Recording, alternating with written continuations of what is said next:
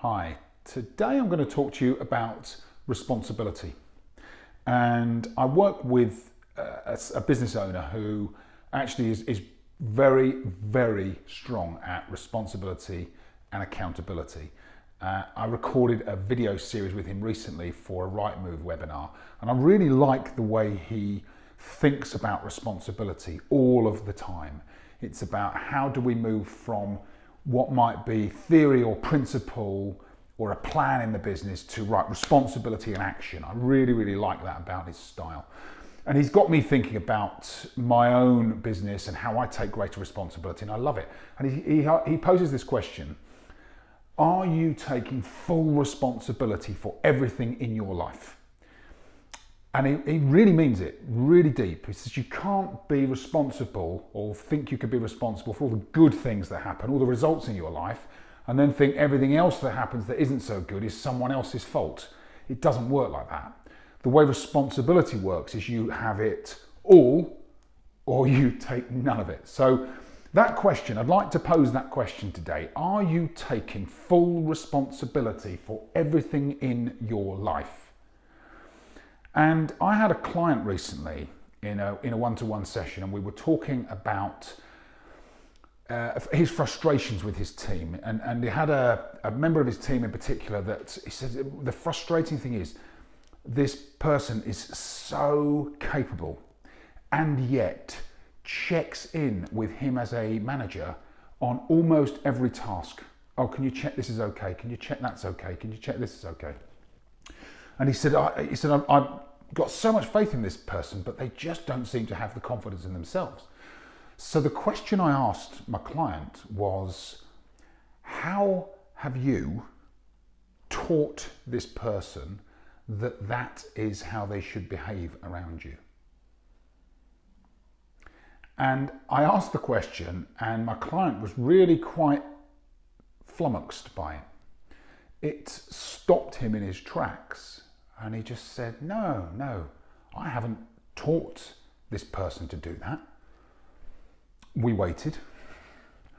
He then realized, have I taught this person to do that?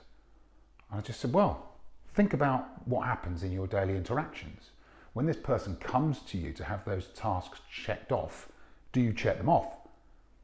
Are you empowering that person to make those decisions themselves, or are you continually checking in? And it was really interesting because the breakthrough didn't happen in that session, but between that session and the next time I saw my client, his view on the whole thing had completely changed. It was as if he had turned a light on for himself, and he realized that actually by taking full responsibility of that relationship and the other person's desire for him to approve everything, he then made a conscious decision to change the way he interacts now with that person. And rather than checking off, actually what he does is just reflect back to that person around the great work they've done and asking them how confident that decision is, and then just waiting for them to approve it themselves. And he's moved from having to check every piece of work and sign it off to just congratulating that person every time they make the right decision. And all of a sudden that person feels more empowered, and they are coming and checking in with him much less, only for the big strategic decisions. So I ask you that question because in many situations you can say, yeah, well, of course I am.